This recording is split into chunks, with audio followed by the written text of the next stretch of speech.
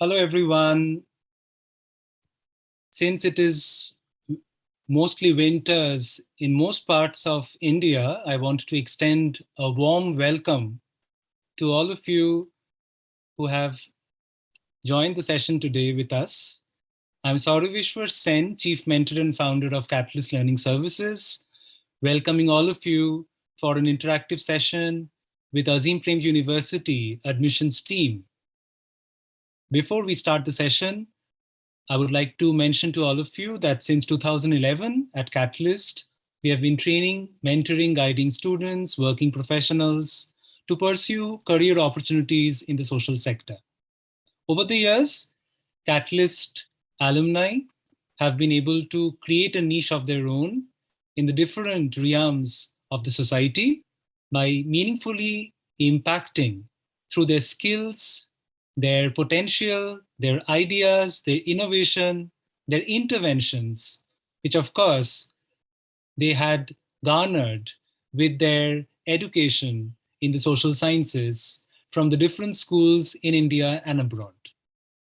Azim Premji University, since the time of its inception, has been a very important pointer in the landscape of social science education in India. Born out of the Azim Premji philanthropic initiatives, we are all fully aware of the impact that the Azim Premji Foundation had created over the years in the field of education and grassroots level intervention. Over the years, our students who went to Azim Premji University have never fallen short of taking forward that impact. Without too much of a delay in this session, we would like to invite, and we are delighted to present to all of you, Rajagopal from the Azim Premji University admissions team, with whom we have been, I would say, good friends to start off with. And then, of course, we have gone ahead to work, understand the space of social sector. And at Catalyst, we have learned a lot of the work through the projects that many of our students in the past, as well as in the recent past, have been part of through the Azim Premji University postgraduate as well as the undergraduate programs. The postgraduate programs is the focus point for the day. And I thank all the participants who have turned up for this session, the Catalyst Knowledge Transfer Series. Once more, to supporting this session, this series, which we have started since 2020, almost every alternative weekend since the time we locked down due to the pandemic. And today happens to be the 49th such session, and we can't be more delighted to present Azim Premji University postgraduate programs to all of you. Thank you so much, Rajagopal, for your time and to be here with us. And I would request all the participants in the session to be absolutely free to share your queries regarding the postgraduate programs. Do make use of the time to the best possible extent to clarify the different points in your planning to chart an impactful career ahead. On that note, I hand over the session to Rajagopal and the Azim Premji University team. Thank you so much. Thank you. Thanks, Saurabhishwar, for that wonderful introduction. I've been just listening to you, whatever you said, and completely agree. Completely agree because we know each other and also the work that Catalyst has been doing. So just to introduce myself, in case you're wondering where I'm speaking from, I'm talking to you from Bangalore. My name is Rajagopal. I lead student affairs here at Azim Premji University and also work with the outreach team to interact with students like you. What I would do is, I've been thinking, and I've been discussing with Sarveshwar before this, what I'll do in this session is, of course, there is a deck. We would like to introduce to you why an MA program like this, right? Why should somebody consider an MA program in the domain of education development policy, right? And this could be here anywhere, could be here or Azim Premji University. Number one. Second, we would like to cover what will you get to learn? I think that's part many of us miss out. Many of us miss out to find out how is my 2 years, 3 year, or a 4 year journey at an education space or an university going to look like? Right? What do I get to learn? Right? As I say in Hindi, मुझे सीखने को क्या मिलेगा? ना? We'll cover that, right? This number. Third is what after the program. I think that's what we focus a lot more, right? क्या नौकरी मिलेगा, right? As they say, in the first thing you join in, I mean, I'm not taking names of IIT, IIMs, but the first thing you ask is placement में कौन सा company पहला दिन आएगा, right? So I'll definitely talk about that. That's very important. But we'll cover the other aspects also. Okay. So with that quick introduction, yeah, the building that you see is clearly that's Azim Premji University. It's a new campus, but it's a much more brighter version of the campus. I love this shot. I don't know who has taken it. I love this shot for various reasons. What you see here, I've been an engineer on the construction site for many, many years. It's not a cooling tower. There's something called a cooling tower that you see in power plants, but that's our library. That's the library. And why this peculiar structure? Because you can get sunlight from 6 in the morning till 6 in the night. As simple as that, right? And these are academic blocks. We just moved in a year back, but this year is special. The year 2021 is special, where we got close to 1,400 students inside the campus. Yeah, so 21 has been special, and we just the winter break has started, and if you're seeing excited in me, is because we are getting ready for the next semester starting in mid-January. Okay, I'm not repeating. I think in the beginning, Sarvesh did cover, but the one distinction that I would like to make here is this is a philanthropic university. What it means is this is not a university operating on student fees. Yeah. And giving access to higher education, and it doesn't matter from what kind of a socioeconomic background you are, or which part of the country you are. Giving access to higher education is extremely important for us, and that's one of the reasons why you would see we are having test centers in different parts of the country. Yeah? So it's a large nation, by the way, right? That's one part. The admission process is kind of tuned to see that we give opportunity for people irrespective of their economic background or social background. So that's an important aspect. And the last point, if somebody asks me, why does Azim Premji University exist in the world? You should know there are more than close to 1,000 universities in the country. When I get time, I go back and read through what is called the All India Survey of Higher Education. So they come up with a list of universities. It was 993 when I saw that last, but I'm sure our purpose is very, very clear, right? Our purpose is very clear. Whatever we do, right, not just the degree program, whatever we do, we want to contribute in making this a much better society than what we are. Yeah, that's as clear as that. And the degree programs are focused towards preparing professionals who will make this a better society. Yeah. So in the PG program, I'm going to put in the next slide where the program, all the programs offered at Azim Premji University. The focus today is about what you see on the top, the PG programs, but I would like to draw your attention that we do focus on sciences and humanities also here. But it's a very, I'm not going to talk about that today. That's for some other day, Sauravesh, that we would do if there is. The science program is with India as the context, right? So you will be learning physics, but in the side you'll be knowing more about the country. So that's a quick portfolio of all the programs offered at Azim Premji University, and I can guarantee you that every year we do this, this list is only going to go up. So that's the quick update on the programs. So what do you?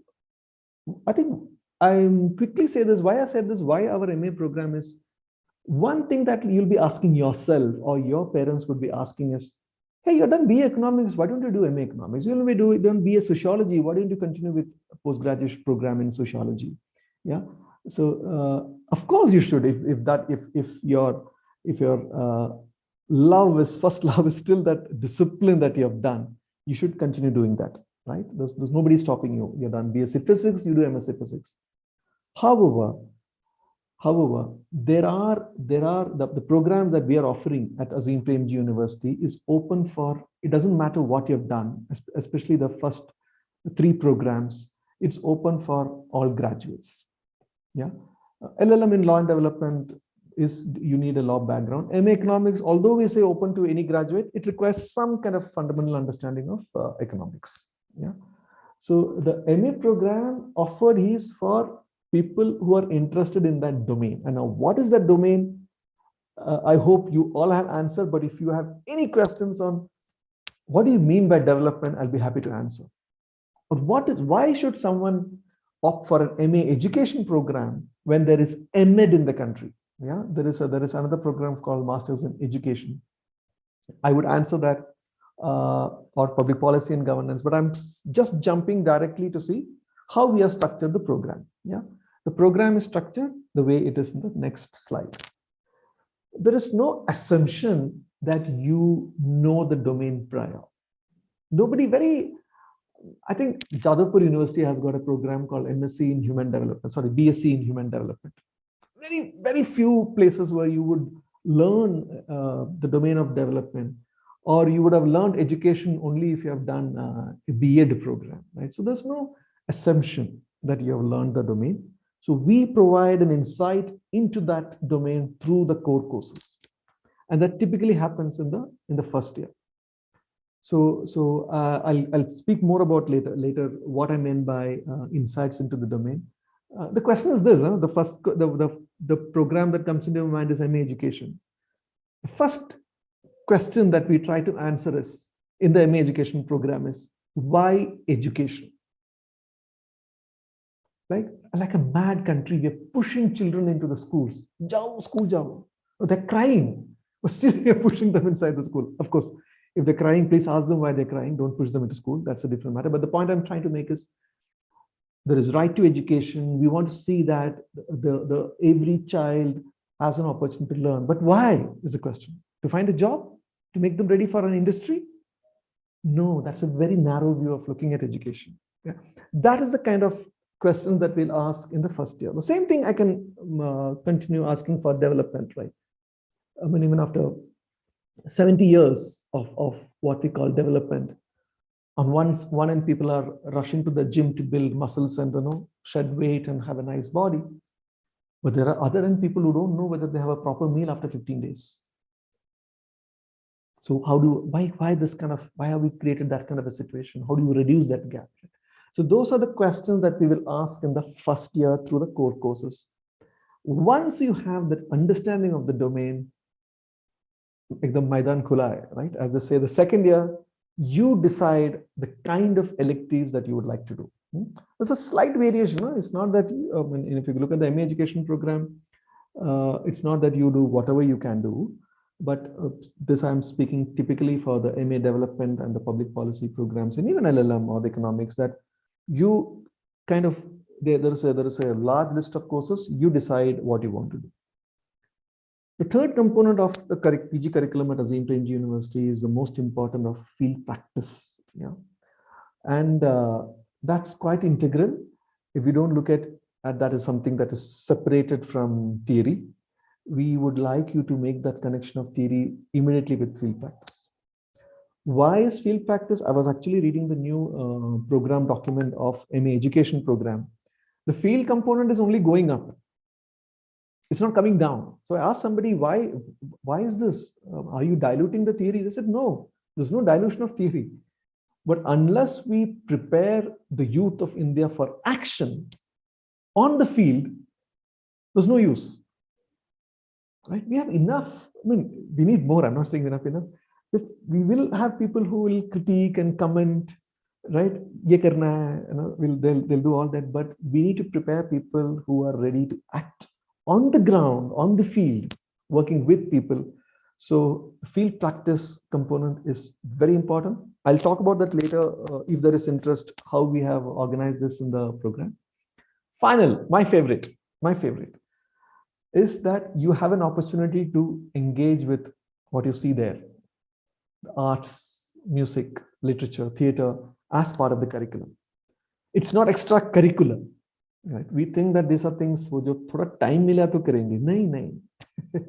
I mean, that's the sad part of the board examination. After 9th standard, you kind of remove all sports, games, dance, drama from the school curriculum. It's wrong, by the way. You need to continue that till as a student. So we have that. So that's a quick summary of what you'll experience here at Azim Premji University. I mean, I don't look at it as a ladder. It's actually a kind of a pie chart with some 4 components: compulsory courses, electives, field practice, and open courses. Yeah.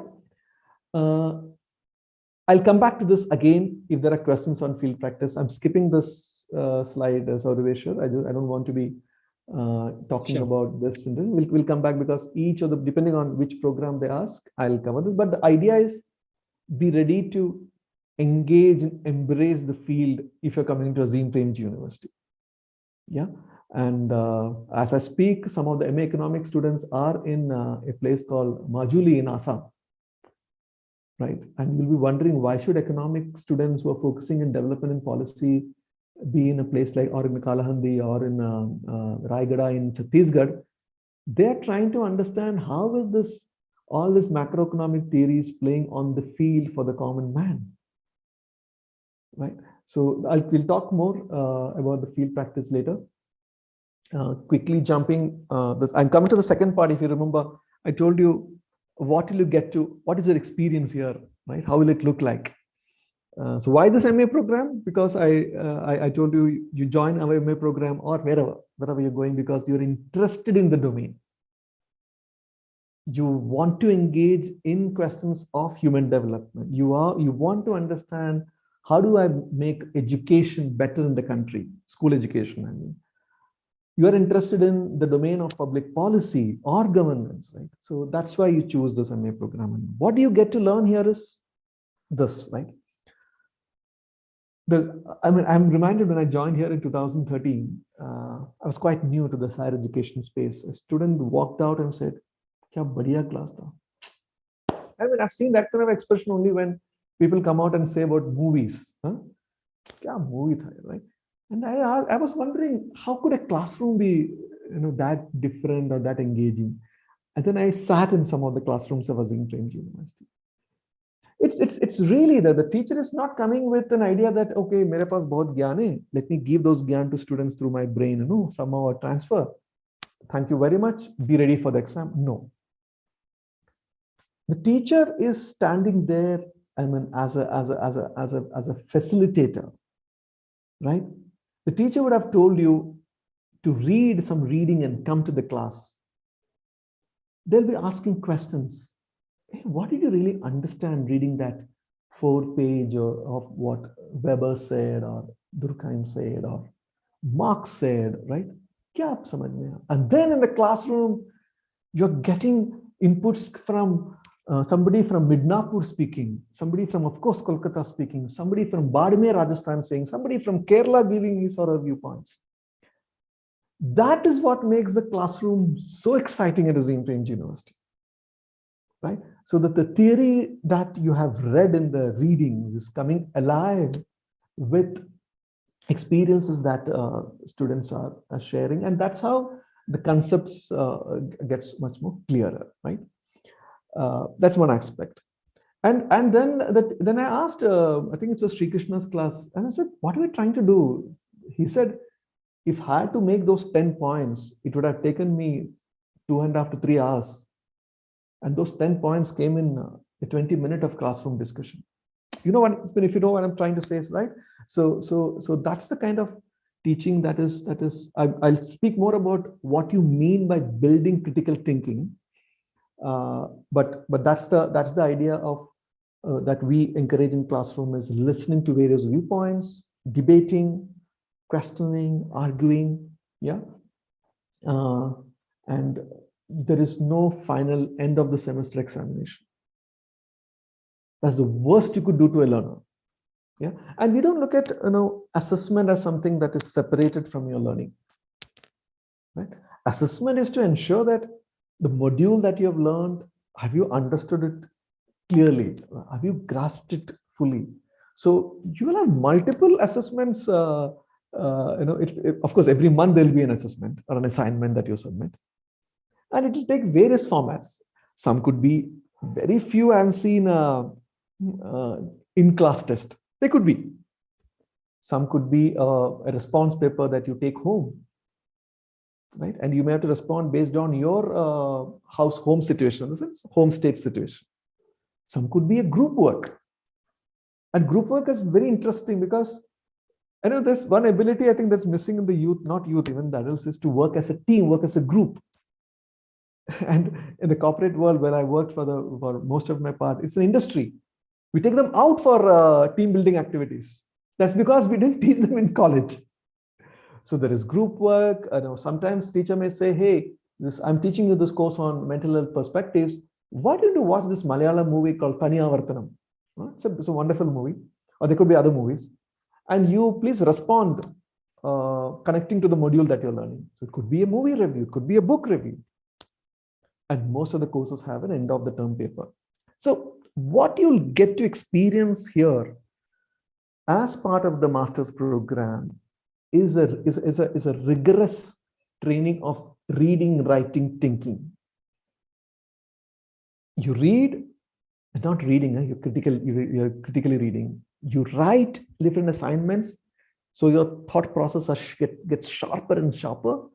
And then during that writing, you're also doing thinking. Yeah. So that's a quick summary of. I'm aware of the clock. I just want to open up more questions. So that's a quick summary of what you'll experience. It is demanding. It is academically rigorous. When I do the sessions in colleges, I say you do not have any end of the semester examination, and I hear this loud cheer. Wow, nice, yay! But this can be more demanding on your time.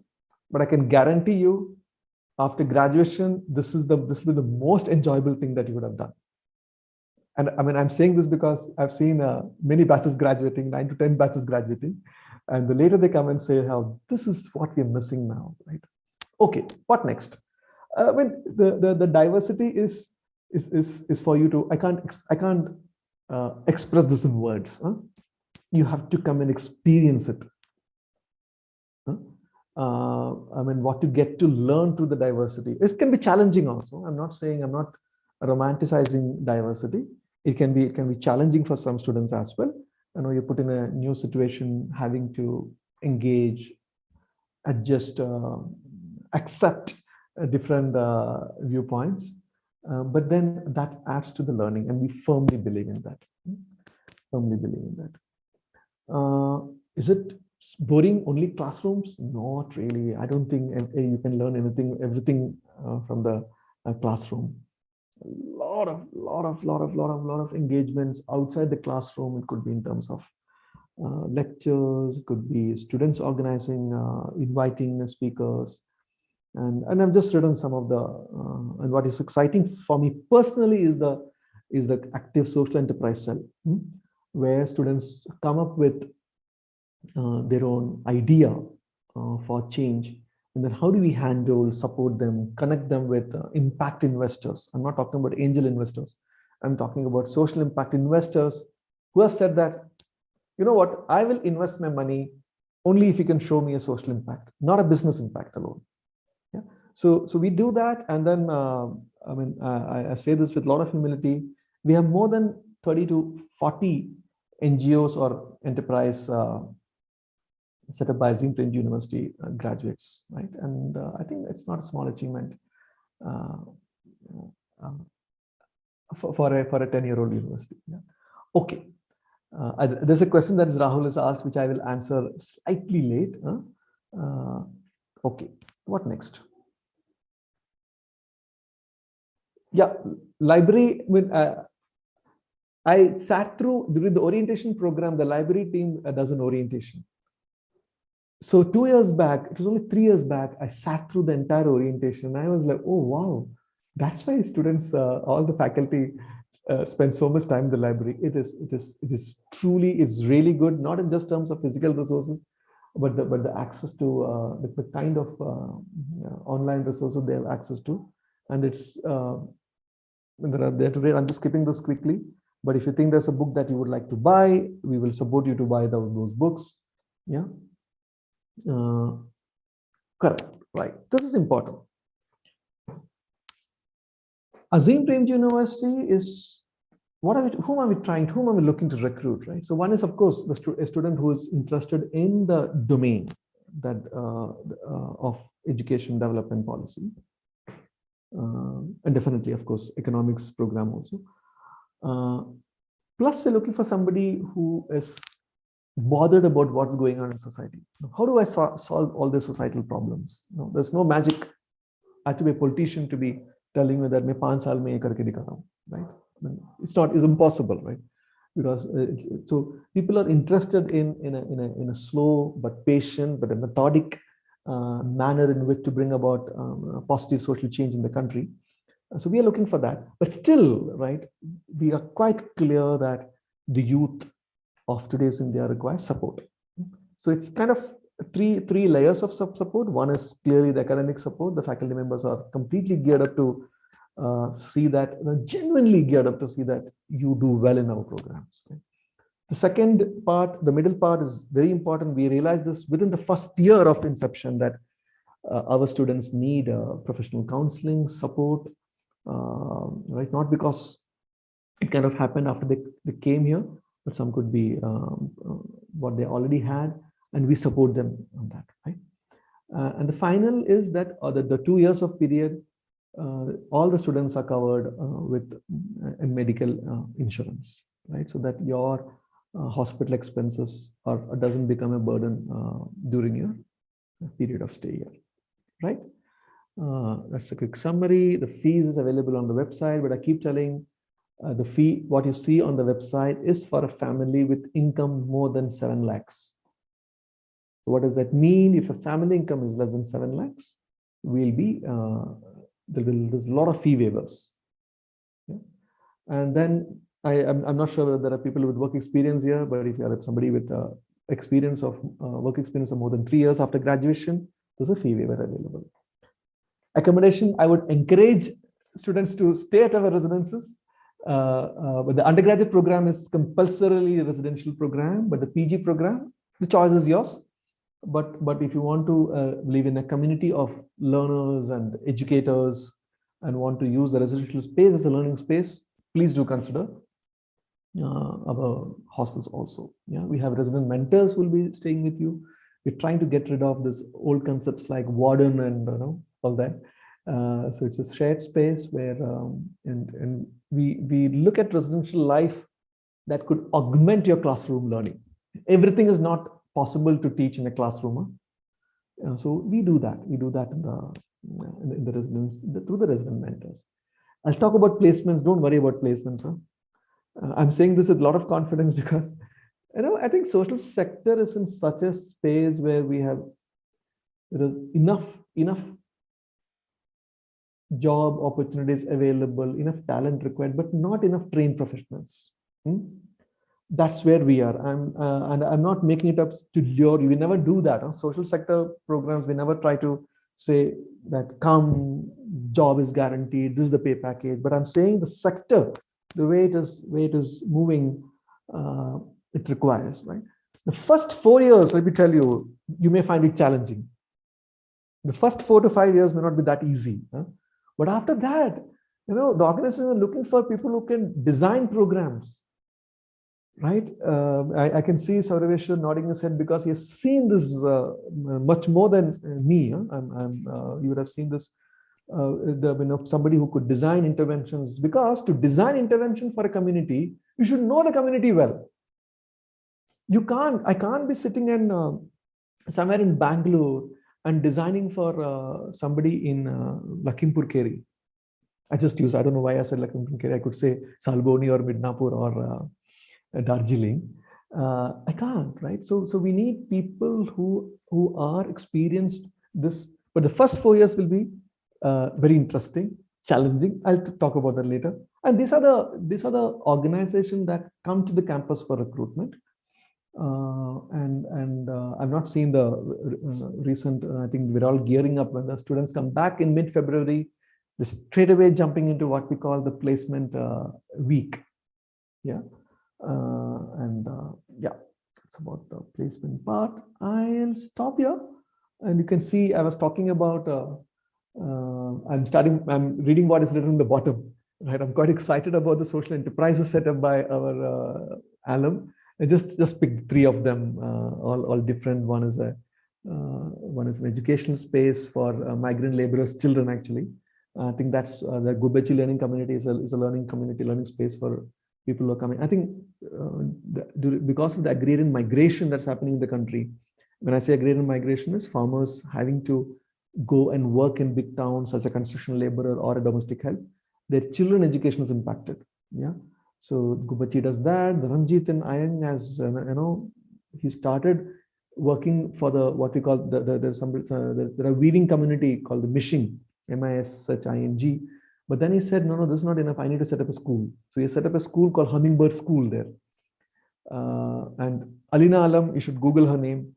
I think she's kind of changed the way we would look at food, or we'll look at what we normally call people who are disabled or differently able.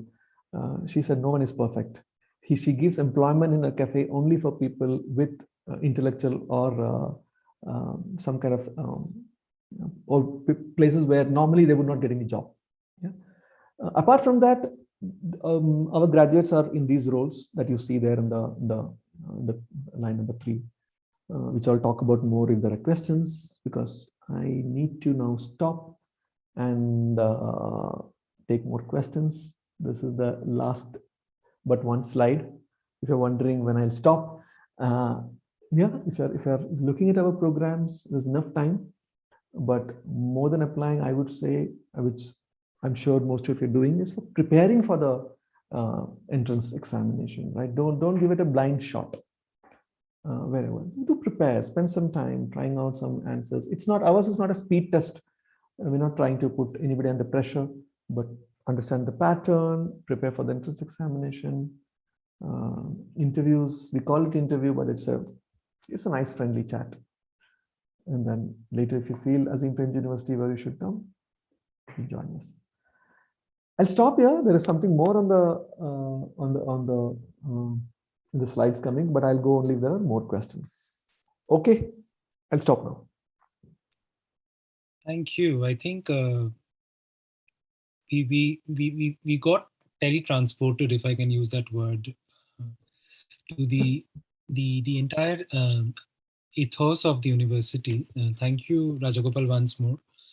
Thank you. I think yes, I have closely also seen the impact. The slide, quite naturally, of your alumni setting up social enterprises also interests me a lot. Like Alina and everyone whom Rajagopal spoke about, I am also aware of Ankita Ghosh. She's done this kind of recruiting people from the transgender community, and that's correct. That's correct. doing some lovely work in Calcutta, and transforming essentially what we thought as the biggest challenge. And I think that's what social science helps us to also unravel, that flip the coin to create opportunity out of challenges. I would like to definitely take some questions. Before Rahul asked a question, I had received a question, Rajagopal, from one of our participants, Kashish. Kashish, if you're still there, I would like to ask the question on your behalf. Kashish mentions, it's a more, I think, logistical question that she or he has. I have got my enrollment done in the first phase by mistake, he says, or she says, and my preparation is not complete yet. Can it be possible that my registration may be transferred to the second phase? Yeah. So I think my colleagues who are from the admissions office would know more than me. I think it's possible. I think the first round, the early round that we're doing is for people with work experience, so that they have enough time to decide, and doing things like Yeah. that. But Sapna, you can answer that. Yes. Rajgopal, so hi, this is Sapna from the admissions office. And yes, Kashish,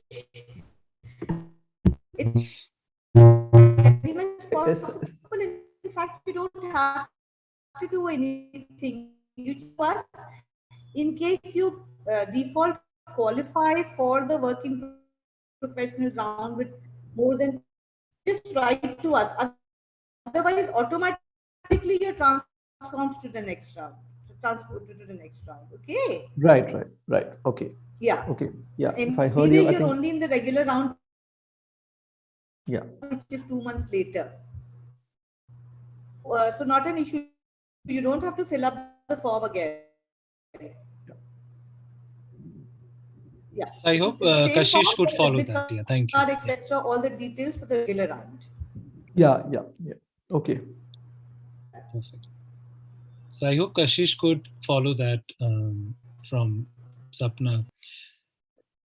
Thank you for resolving that question. Next, Rajagopal, I would like to take the question from Rahul, wanting to Yeah, yeah. understand the development Yeah, program. yeah, yeah. I'll talk about. I think I like that question, Rahul. The way you put it, that I have no idea what the field of development entails. Can you please explain? Yeah. See, the one thing to understand is, this is a joke. Let me start with the joke. I was doing outreach in a small town in Karnataka. Then I said, I'm here to talk about development, and I asked them. So they said, oh, and for some reason they thought I'm from Wipro, and they said, oh, you're going to talk about software development. Yeah, so then I started laughing, and I said, no, of course we could talk about software development later. Here I'm here to talk about human development or societal development, right? So we get a lot of engineers who join our program, right? A lot of science students who join our program. A lot of people have done BBA or BBM. And why I'm using this is, these are programs which does not necessarily engage with social sciences, right? So here, I'll take you to the program curriculum. It's there in the other slides. I'll move there. What the program entails in an MA development program is for you to see here. Yeah, there it is, right? Don't look at this the way it is written there, but I'll explain to you. You can of course look at here. See, the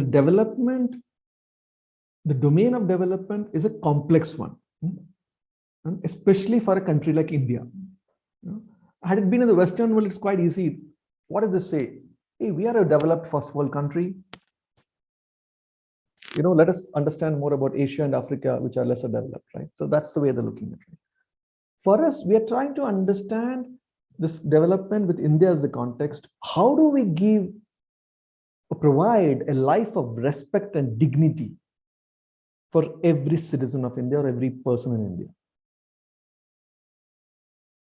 Now, to understand, so imagine development as I'm just taking this example of this. I have a bottle here. Let's see, this is the domain of development you're trying to understand.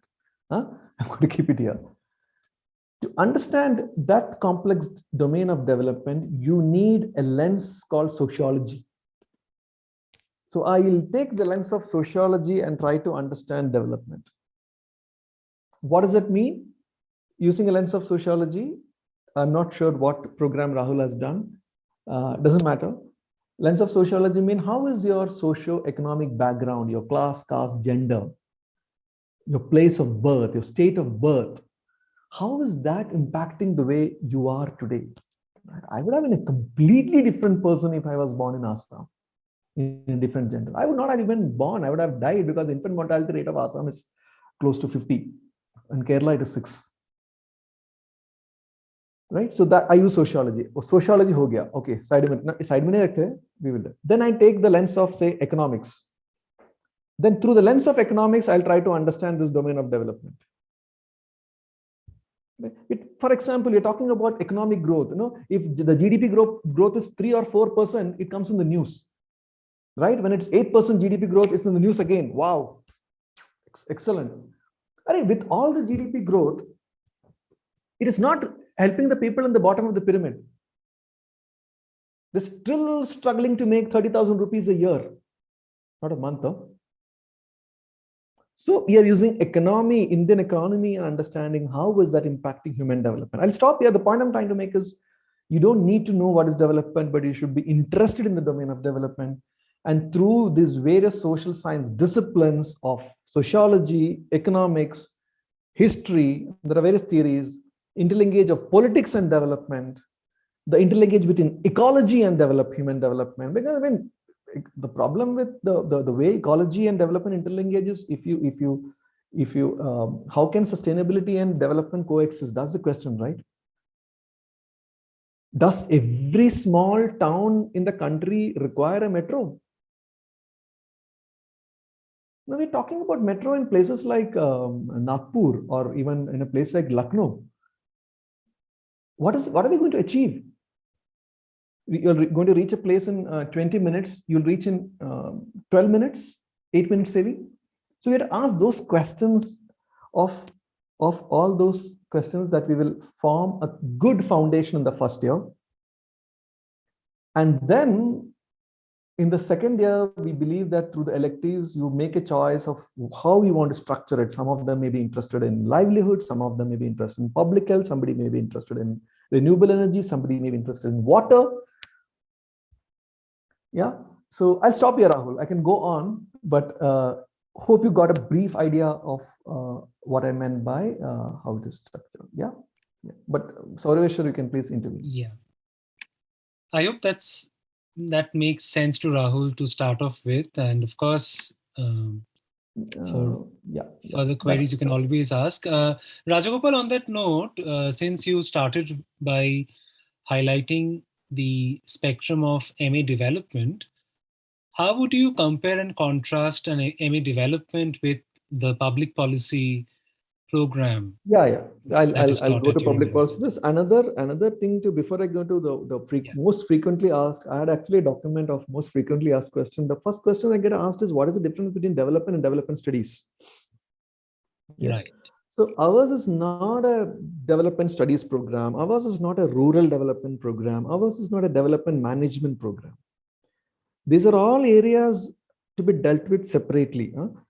Ours is not a development studies program because clearly it's not a studies program. It's a very action-oriented program. It's not only engaging with theory, or most of the development studies program try to understand development through the lens of economics alone. So we use various disciplines. We want to understand development, and there is a lot of action. We don't believe that development is only a rural thing. That's a wrong idea. If you try to make every place look like cities, we are in for a disaster. Clearly, we're in for a disaster, right? Because the Earth is a closed system. All the resources are finite, right? So ours is a development program. Now, coming to public policy, see, the way I look at it, it's two sides of the same coin. Huh? It's two sides of the same coin. Huh?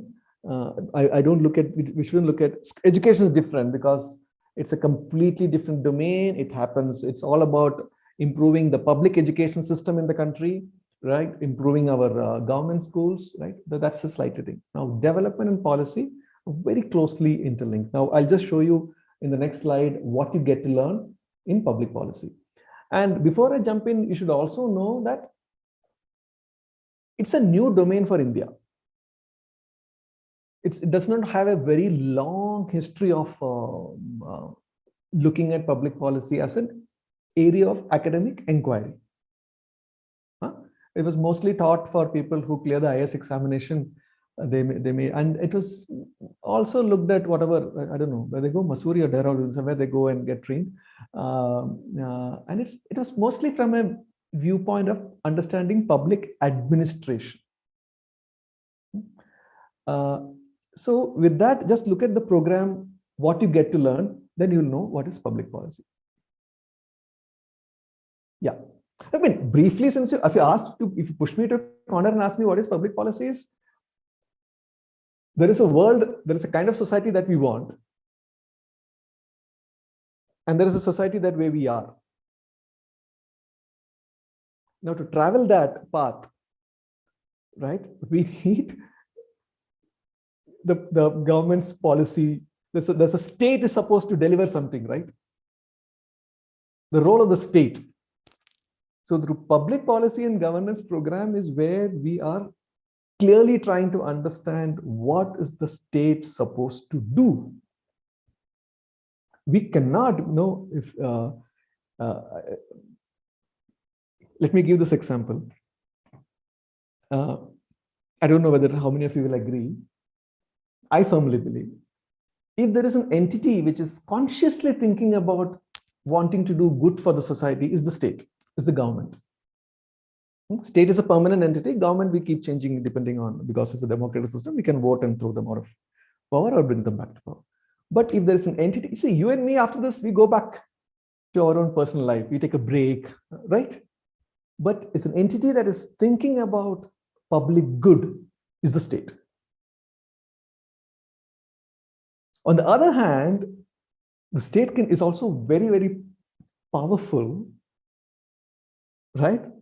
To really, I mean, I used to take care of law and order also. Yeah. So better if that is such a on one hand it is an entity to do public good, on the other hand it could be a powerful entity. We better understand the role of the state to bring about human development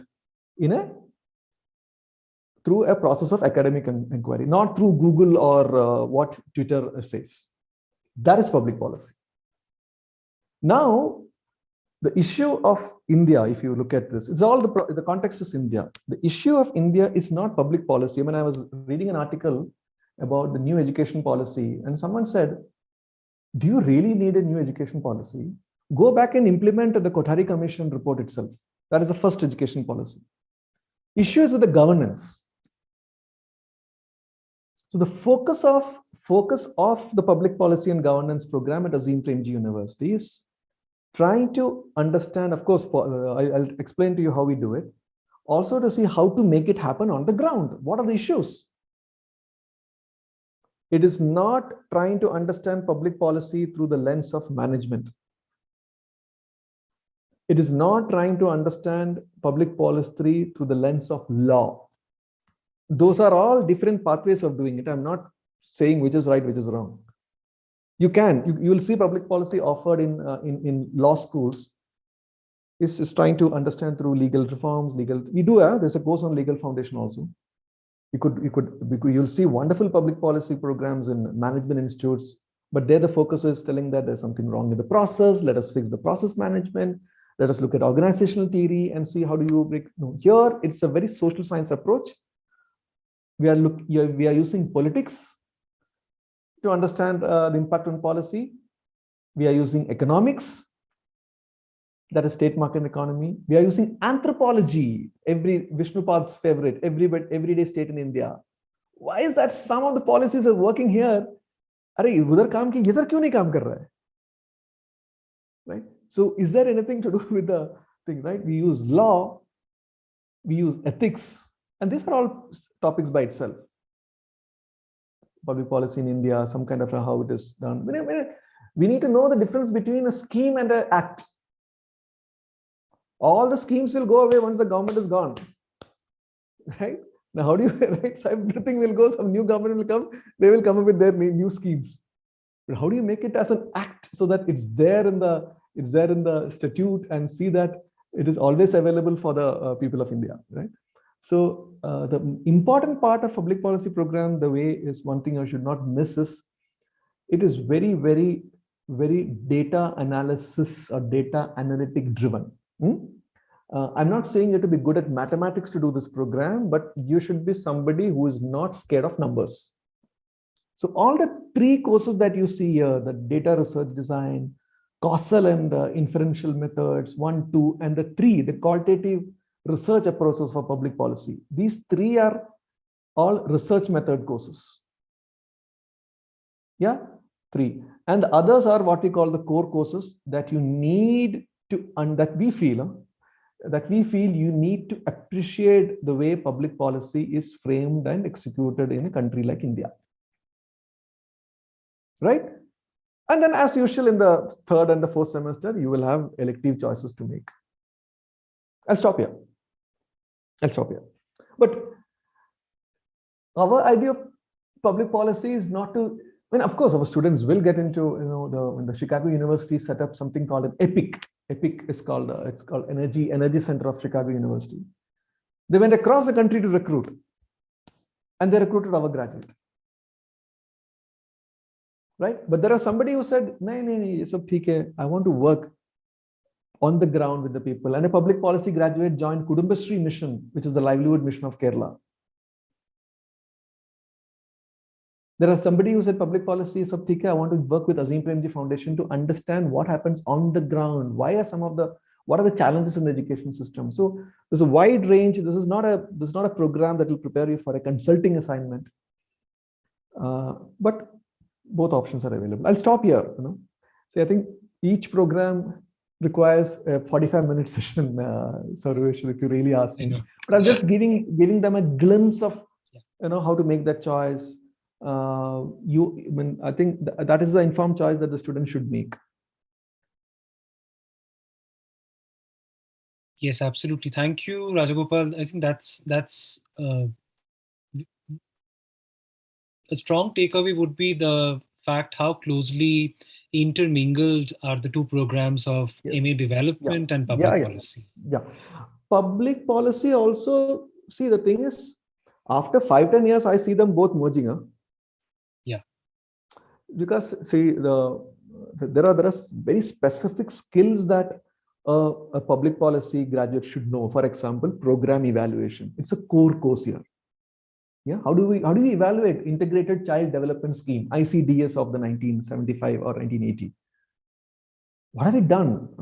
So you need that kind of a program evaluation skill to look at data and then see what was the objectives, has it met? But program evaluation could be an elective for the MA development program students, right? So policy analysis, because that is a skill that any public policy student should know in the country. It's a compulsory course, but it could be an elective for the development program students. Yeah. So both are very, very different, but yeah, it's kind of right. Thank you.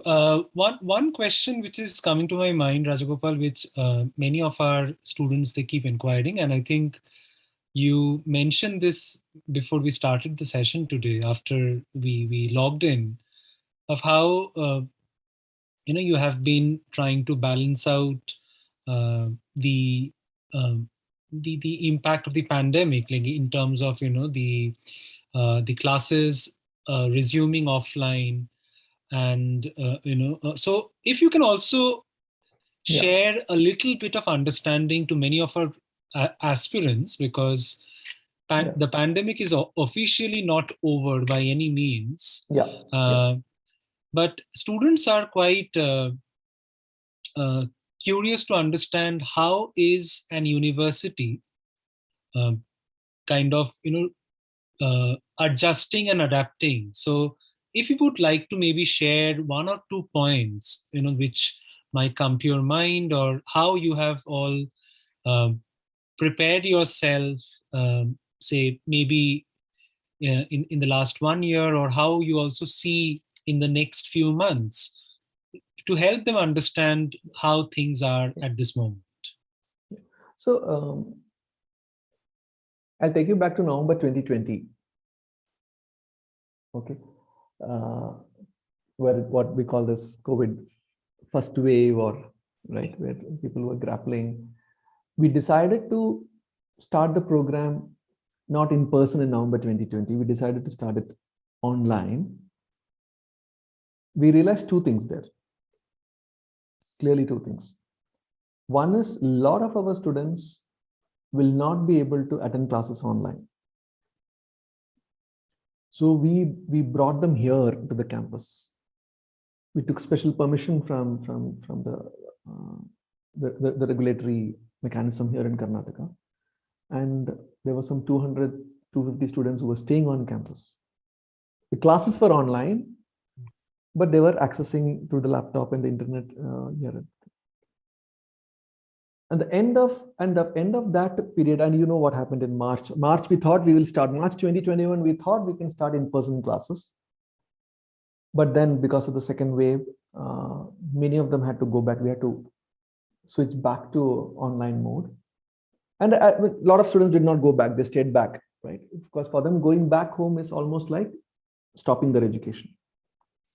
Now, this last 1 year, that is the period of September 2020 or October 2020, where we started classes, till this May 2021, it really, again, reaffirmed the limitations of online education.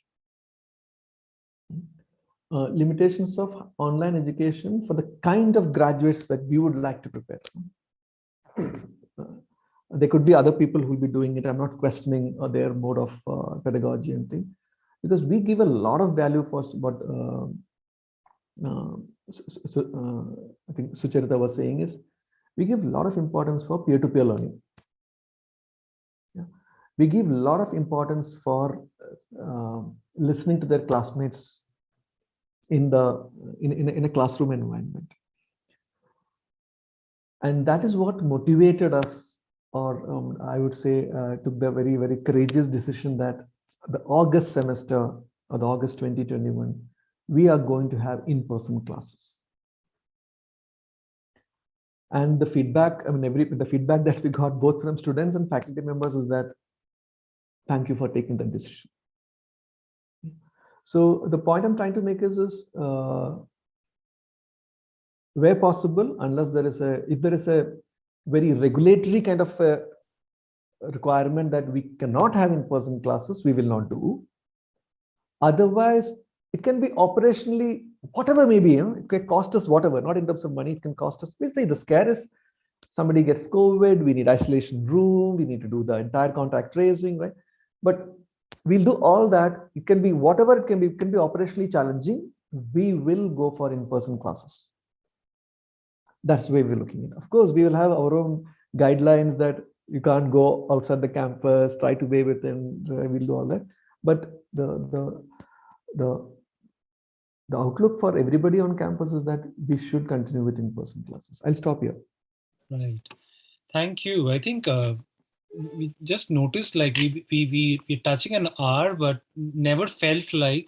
Yes, same here. Same here. I'm ready to continue. Because some of the questions questions are quite important. I just right. Quickly, in fact, Rajagopal, you mentioned that, of course, the interview is a friendly chat, but if you would also like to highlight, as a lot of them are asking, I'm also receiving some direct messages to me that what exactly is tested, quote unquote, in an aspirant, in a candidate, during an interview. Yeah. So if you think the interview is only for we to evaluate you, actually it's the other way around. It's also the way we look at interviews, an opportunity for the candidate to know more about Azim Premji University. And you never realize that, right? I travel. I'm not traveled for the last 2 years. I specifically travel to Delhi, Bangalore. I'll be here, Calicut, to tell them more about the programs. So it's a two-way process. Huh? You should look at interview like that. Wherever you're going, right? It's because you're also making a choice, right? So it's a two-way process. So we look at interview because there'll be always. I sat through interviews, and when we ask, "Do you have any questions?" We really love to listen to your questions. We really want you to ask questions. So go prepared with the questions, right? What we are looking at the interview is, this is a joke. Huh? This is not for PG program students. We have asked students, why have you applied for the program? They said, "Pata nahi, somebody told me that this is a good program, so I applied. My father told me it's a good program, and I applied." Right? So we are trying to see that how much you have invested to understand about our program. Have you looked at the curriculum? Do you know what you get to learn? I mean, not in full depth, full detail, at least. Do you have a broad idea? Are you clear that you want to invest 2 years in a program like ours. So that excites us, and many of the students do that. And it's harder, even though I've told you, you'll have to do a lot of homework to read and understand. And this is true for, I mean, I'm not speaking for Azim Premji University, wherever you're going, right? So that's the number one part. Have you understood? Do you know what you're signing up for? That's the number one, right? Second, see, any university interview, what they're trying to look at is and this is hard. Both are hard. Is to understand: do you have the academic appetite, or will you be able to digest the rigor at Azim Premji University or any university? Right? How good have you engaged in your undergrad program? And it's very hard, one way you can just look at the marks and say, oh, looks like this person has, then we don't do that. We don't look at the marks, Karana. We may ask you some questions. If you've done your BA sociology, we'll ask you which is a favorite subject, or who's a famous sociologist, or who's a favorite economist. And they can say from Adam Smith till Amartya Sen, right? Or John Ray, or what, I don't know whom you'll say. And then some questions around that. So you better prepare yourself, your discipline. It can be engineering, right? It can be about what they've learned. So the faculty members comes with such they have both depth and breadth of knowledge. So it's to understand that. That's the second part. Through that, we know that, this person will manage. Then as any university, because the purpose is very clear, the social purpose is very clear, we also try to understand, are you somebody who is looking at what is happening outside? That I keep telling my son, he reads a lot, but I said, no point in reading unless you really know what's happening on the ground. Go out, talk to people, find out. So that's it. Right. There's no big secret.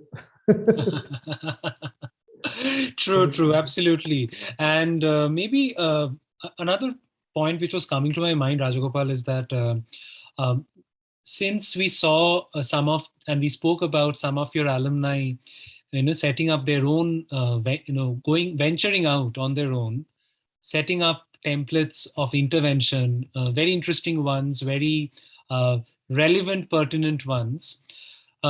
Many of our aspirants, Rajagopal, would like to know that from the university, for the graduates, if anyone requires support, say starting with ideation, incubation, or even seed capital, or things which need to be supported to a budding idea, to what extent does the university play a role in helping that seed germinate? Yeah. So good. I think since we come to the new campus, one thing that Nazrul has taken over in the sense that one kind of a indication that he made is whatever we have done for the social enterprise cell in the last 5 years, uska double karna hai.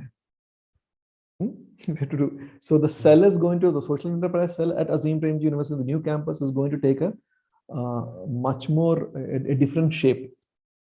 We will have my colleague Somak, who's traveling, could have joined. He's going to kind of anchor social enterprise cell. So we'll have a exclusive person who will be looking at social. So what we will do is, see, we want to basically instill the idea of social entrepreneurship in everybody.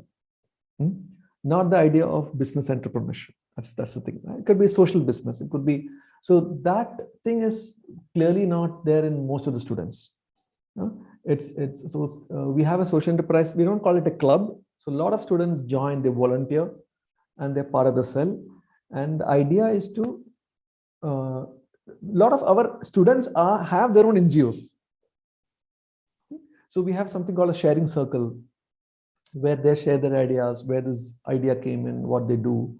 We organize an idea challenge event every year, inviting ideas from various colleges of the country. So students get to hear about ideas of different places.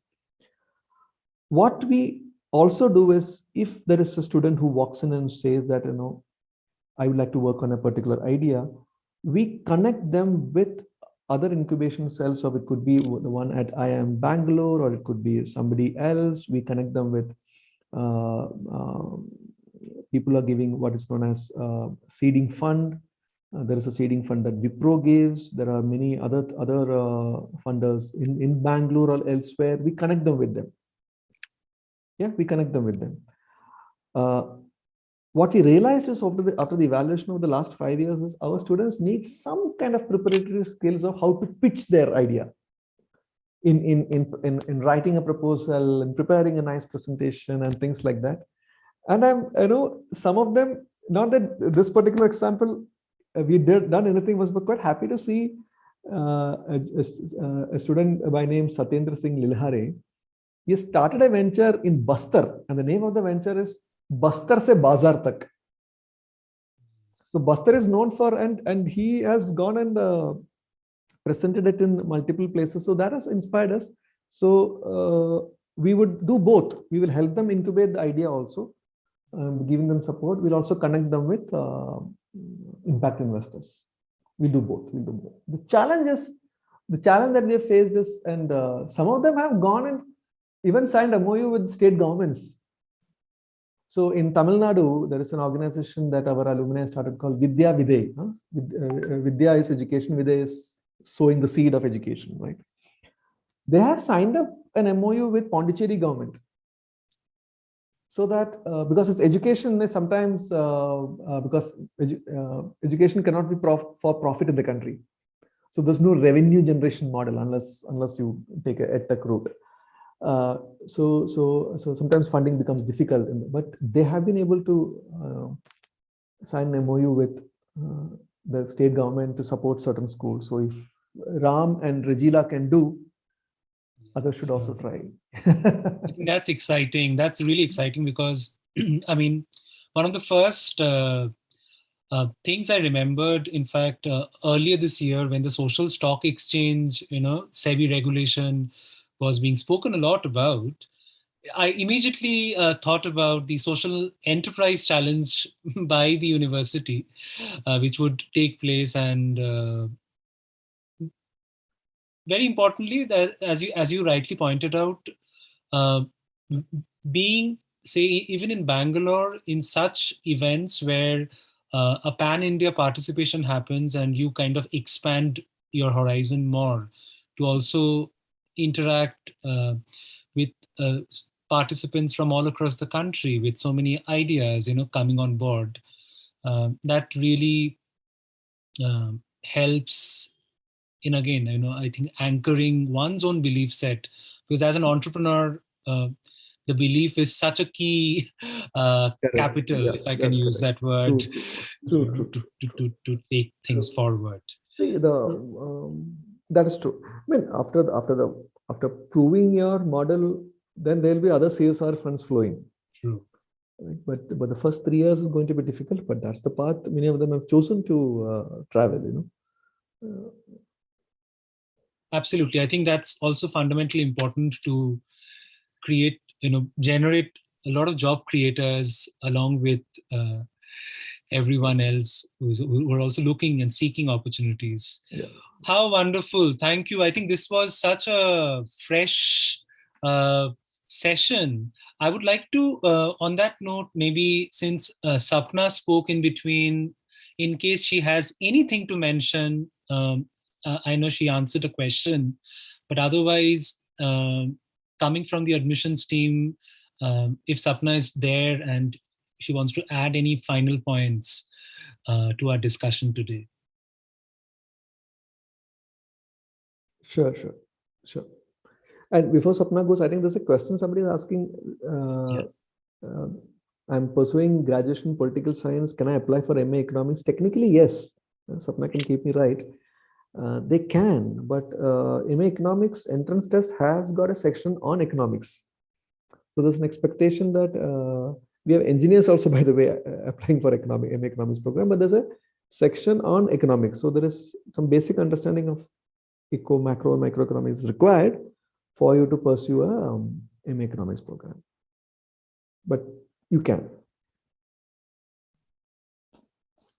Yeah. Thanks for that. Yeah.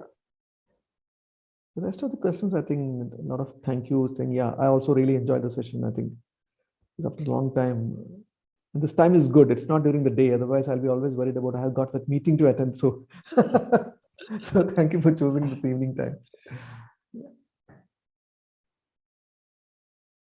Any other final words from the admissions team? I think that's what Sarvesh. No, I mean there's nothing. I think if I have to, Tapna, yeah. Yeah, hey, hi. Yeah, thank you for attending and thank you, Rajgopal, for a very insightful. I am still learning. I have been with the university for a while now, but every time I listen to you, I still learn. So that is very nice. The only administrative part of the admission thing is that the working professional test is happening on the 2nd of January. But I guess for the students on this call, the regular round is what matters, right? And that is much later. That is actually a couple of months later. So you all have a lot of time to fill up the form, to prepare for the test, to ask us more questions regarding the test and interviews, all of it. So we are available on email, at any time. We'll also be happy to do sessions closer to the test date, right? So we actually do sessions closer to the test date. We run information sessions, and now that you are a part of our group that has interacted with us, we will invite you for that. And so you attend those sessions where we will have faculty members from each of the disciplines coming and talking about the courses. We will also cover the logistics and the other housekeeping functions, right? So yes, it was very nice. It was a very good preliminary sort of interest generation talk, and I'm sure all of you are excited about it. Do keep in touch. We will be in touch with Suresh, for you. Thank you for organizing it, and Pleasure. with the students who were here, so that you can attend more sessions. The test is 2 months away, so you have a lot of time to prepare for the test and for the interviews, right? Thank you. Yeah. Thank you so much, Sapna. Thanks a lot, everyone, all participants joining in, asking questions, adding to the enthusiasm, as Sapna mentions.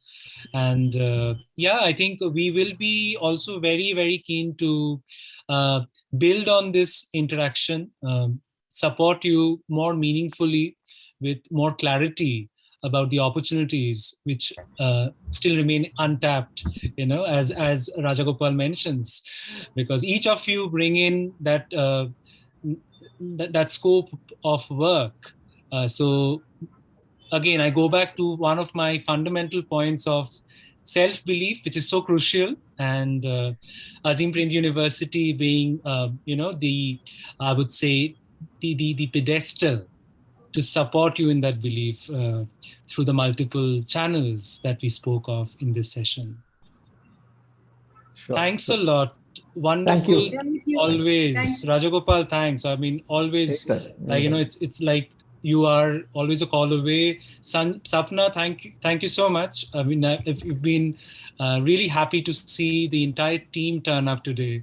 And Sanjana's been like proactively, knitting this together, and Sucharita from Catalyst, being really literally the backbone, for getting this underway. And participants, thank you so much. Stay in touch. Let us, or even Azim Premji University, directly know about your question and queries so that they can support you back. Sure. Take care, everyone. Have a Thank you. really Thank good you.